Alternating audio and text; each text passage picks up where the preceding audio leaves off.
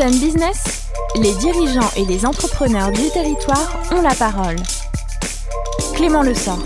Voilà, bonjour à toutes et à tous, je suis très heureux de vous retrouver encore ce mardi à 12h30 tout pile pour vous parler d'économie et de notre territoire. Et je le fais avec mes invités bien sûr, décideurs et dirigeants que je reçois dans cette chronique. Emmanuelle Godmer, bonjour. Bonjour. Merci d'avoir accepté mon invitation. Vous êtes directrice du développement et associée chez Aya Life Designers. C'est une agence d'architecture, d'ingénierie, de management, de territoire et d'environnement. Je le disais à la fin de la précédente chronique, 650 collaborateurs, 65 millions d'euros de chiffre d'affaires en 2018, 14 agences en France et à l'international, 22 associés. Emmanuelle Godmer, le capital du groupe est entièrement détenu par ses salariés. Qu'est-ce que ça change par rapport à vos concurrents et dans la qualité de votre travail ? Alors oui, effectivement, merci de me recevoir. Le capital est complètement détenu par les associés qui sont tous salariés du groupe. D'ailleurs, nous avons une règle, un pacte d'associés qui fait que quand on part à la retraite, on est amené à revendre ses parts. C'est simplement être complètement impliqué dans son outil de travail. Ça a un vrai sens. Et puis, quelque part, de quitter l'association quand on part à la retraite ou alors quand on décide quelque part de changer de trajet, eh ben c'est une façon tout simplement de passer le relais aux jeunes. Il y a une cooptation qui se fait avec des jeunes architectes ou des jeunes ingénieurs, soit au sein du groupe, soit que l'on va chercher à l'extérieur du groupe, qui sont les potentiels de demain. Bon, au-delà de la philosophie et du management, est-ce que c'est une garantie d'indépendance et de stabilité pour vos clients, vos maîtres d'ouvrage qui vous font confiance? Oui, tout à fait. Alors, Aya est déjà très atypique dans le paysage de la maîtrise d'œuvre en France, puisque vous savez qu'en général, un architecte, c'est un nom. Donc, il n'y a pas de monsieur ou madame Aya dans notre groupe. Il y a un collectif d'associés, architectes et ingénieurs. Un associé architecte est toujours mandataire. Mandataire chez nous, ça veut dire elle est responsable et l'interlocuteur direct du maître d'ouvrage, du client. Chez nous, un client est un maître d'ouvrage.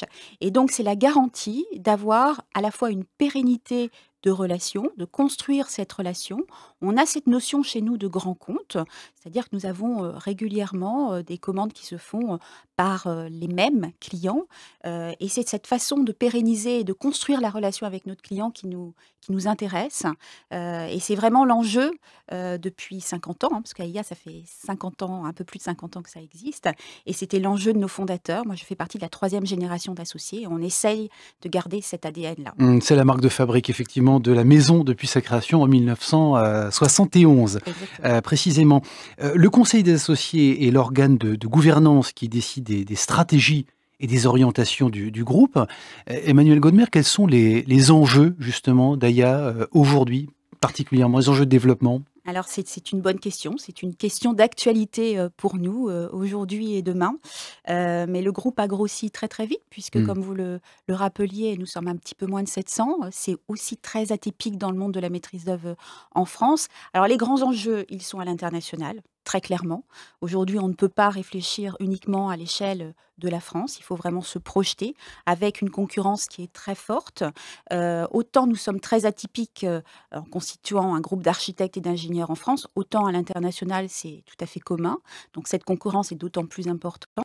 Mais le territoire est bien celui de l'international. Alors au travers, vous posez la question de la stratégie, au travers de 4 filières d'excellence, la filière santé-bien-être, qui est une filière de niche et qui est une filière historique chez AIA, une filière qu'on qualifie d'enseignement et de recherche. Nous avons une autre filière qui consiste à aborder les grands projets urbains mixtes, c'est-à-dire qui associent des programmes entre le tertiaire, le logement, le commerce, et puis une dernière filière que nous qualifions de ville-ressources. Donc cette filière, elle interroge tous les grands projets environnementaux, la mobilité, et puis je dirais tout ce qui est lié aux aéroports. Les aéroports sont un axe de développement pour nous, aussi bien au niveau national et international. Et je le signale là parce qu'on parle beaucoup d'environnement aujourd'hui. Nous avons gagné récemment un très beau projet à Saint-Denis, à La Réunion, et pour un projet écologiquement responsable, même si c'est un peu paradoxal quand on parle d'aéroport. Bon, un sujet effectivement de l'aéroport qui a une certaine saveur sur le territoire, n'est-ce pas? De Tours à Nantes, justement, en passant par Shanghai ou encore Genève, vous parliez d'international. Quelle est d'ailleurs la logique de développement de vos agences à l'international? Comment est-ce que vous choisissez vos espaces? Est-ce que c'est uniquement le business, les opportunités ou les concours, ou l'intérêt particulier que vous avez d'agir dans certains territoires avec leurs singularités ou leurs atouts? Alors, je vous parlais de filière d'excellence. Quand on fait de l'architecture, nous sommes appelés à l'international pour faire des objets que nous avons l'habitude de pratiquer. Donc, c'est l'expertise qui est recherchée à l'international. On ne va pas se dire que l'on va faire des musées, par exemple, parce que AIA n'a pas ce savoir-faire régulier et récurrent dans les musées, même si nous avons pu en faire par ailleurs de temps en temps. Quoi qu'il en soit, c'est la logique de filière qui prime. Et donc, cette logique de filière, elle est présente, je dirais, un peu partout dans le monde. Après, il y a des complexités, il y a des capacités aussi à avoir des projets, entre guillemets, rentables. Donc, il n'y a pas une journée où nous ne sommes pas appelés par différents pays ou différentes organisations pour construire des hôpitaux. Maintenant, on ne peut pas tout suivre. La Chine, ça a été une vraie aventure, une belle aventure.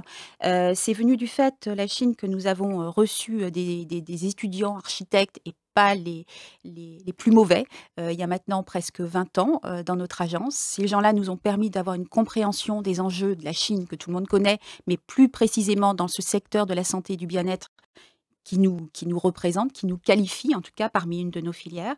Et donc aujourd'hui, nous avons reçu l'année dernière le Grand Prix d'architecture en santé. Donc nous construisons beaucoup d'hôpitaux là-bas et nous sommes récurrents dans cette production parce que nous sommes experts. C'est le cas pour la Suisse. Et puis, il y a l'export opportuniste. Alors ça, c'est autre chose. Il n'y a pas d'implantation, mais nous partons avec des partenaires. Et ces partenaires peuvent être des grandes entreprises, des Bouygues, des Eiffage, des Vinci, les majors du BTP en France, mais des investisseurs ou alors des partenaires dans une niche qui est celle de la santé ou de l'environnement. Beaucoup de stations de traitement de déchets, d'eau, de dessalement d'eau de mer. On a livré il y a quelques années l'usine de dessalement d'eau de mer de Melbourne, par exemple, en Australie. Voilà, c'est ces logiques de partenariat qui sont récurrents. Et qui conduisent effectivement votre développement international. Chez AIA, vous revendiquez, Emmanuel Godmer, la pratique d'une architecture partagée. Est-ce que ça veut dire repenser justement la position, le statut de l'architecte seul que vous évoquiez au démarrage de notre entretien, puissant et créateur de la construction? On sort de cette logique de signature et d'individu pour une pratique qui est plus transdisciplinaire. Tout à fait. Nous sommes dans une pratique d'usage. Et modestement, c'est le cœur de notre projet d'entreprise. Nous sommes passés du nom AIA à AIA Life Designer. Le life design, c'est vraiment mettre l'usage au cœur de nos projets, quelles que soient les filières d'excellence. Et c'est vraiment une spécificité chez AIA, c'est de mesurer que ces usages, ils doivent évoluer au fur et à mesure des transitions auxquelles nous avons affaire. Et nous ne pouvons pas être autistes. Nous nous revendiquons de faire une architecture responsable, engagée. Engagé, c'est pas un vain mot de le dire, en mettant l'usage au cœur de ces projets. Malheureusement, on paye parfois des très beaux bâtiments, esthétiquement vraiment superbes, mais où l'usage est très peu regardé et où les gens souffrent quand ils travaillent à l'intérieur de ces bâtiments. Globalement, on essaie modestement, mais d'être une espèce de maillon pour participer à cette construction de la société. Alors justement, au-delà de la question de l'usage, vous évoquiez ces transitions, l'acte de construire est malgré tout et par définition une perturbation d'un équilibre écologique. Comment est-ce que vous intégrez aujourd'hui ces questions environnementales dans la pratique de vos métiers? Alors nous avons des spécialistes qui en permanence travaillent sur ces sujets-là, à la fois sur la construction, la conception des bâtiments. Est-ce qu'on construit en béton? Est-ce qu'on construit en bois? Est-ce qu'on construit en métal? Donc en permanence, nous avons un pôle R&D qui travaille sur ces solutions constructives. Et puis, je vous parlais des filières. Dans ces filières, nous avons une innovation réfléchie, architectes, ingénieurs, économistes, mais également d'autres acteurs interviennent maintenant dans l'acte de construire. Ça peut être des designers, ça peut être des sociologues, ça peut être des référents dans le monde de l'environnement. Donc, nous avons des spécialistes qui aident à cette réflexion-là. Malheureusement, les cahiers des charges aujourd'hui auxquels nous avons à répondre, effectivement, il y a du mieux, mais enfin, c'est quand même pas encore extraordinaire. Et justement, comment est-ce qu'on arrive à négocier ses propres convictions qui entrent parfois en contradiction avec les aspects financiers de certains maîtres d'ouvrage qui sont davantage dans une position, je dirais, de centre de profit ou en tout cas dans une logique de réduction des coûts? Globalement, en marché public, c'est compliqué. C'est-à-dire que pour une équipe d'architectes ou d'ingénierie qui répond à un concours public, c'est compliqué parce que quand on ne remplit pas toutes les bonnes cases et que l'on propose des options qui ne sont pas au cahier des charges, on est hors je dirais, hors cadre. Donc, on peut être mis de côté très, très rapidement. Donc, il faut de façon subtile pouvoir y répondre avec des intentions et des options qui peuvent être programmatiques ou qui peuvent être techniques. C'est pas évident. Et globalement, ce que l'on peut constater en France, c'est qu'il y a, je le dis dès que je peux le dire, parce que ça ne rend service à personne, il faut qu'on soit juste au niveau des enveloppes. Le monde évolue aussi, les prix des entreprises évoluent. Un coût au mètre carré à Nantes ou à Nice n'est pas le même, mais il faut tenir compte des réalités de marché. Et justement, au sujet d'aménagement des territoires, et celui qui nous concerne, la métropole nantaise, on va de plus en plus vers une ville qui se construit par le dedans et par le haut. Comment est-ce que c'est conciliable avec le bien vivre ensemble? Est-ce que l'architecture peut inventer une forme de densité heureuse ou du moins acceptable, supportable? Clairement, même s'il y a beaucoup de paradoxes dans tout cela, je pense qu'être écologique, quelque part avoir une responsabilité environnementale, ce serait de construire moins, tout simplement. Maintenant, la vie est ce qu'elle est et les gens ont besoin d'habiter, de bien vivre, de se cultiver, de sortir. Donc, on a, encore une fois, avec ce qu'on est et avec ce qu'on ressent en termes de valeurs, nous avons créé une fondation il y a maintenant 7 ans, dont le principal acte aujourd'hui, c'est de travailler sur ce qu'on appelle bien vivre la ville, bien-être et santé en ville. Donc ça a donné lieu à un certain nombre de travaux de recherche. Nous sommes au 2e tome de cet acte-là. Et nous allons d'ailleurs présenter cette réflexion de bien-être et santé en ville, que nous proposons également à la métropole nantaise, dans différentes instances, à la Biennale de Venise, qui aura lieu l'année prochaine. Emmanuelle Godmer, faire de l'architecture, c'est un acte politique? C'est un acte politique fort, un acte citoyen fort et qui n'est pas neutre du tout dans la façon dont la société va évoluer. Emmanuelle Godmer, directrice du développement chez Aya Life Designers. Merci d'avoir accepté notre invitation et d'avoir été dans nos studios.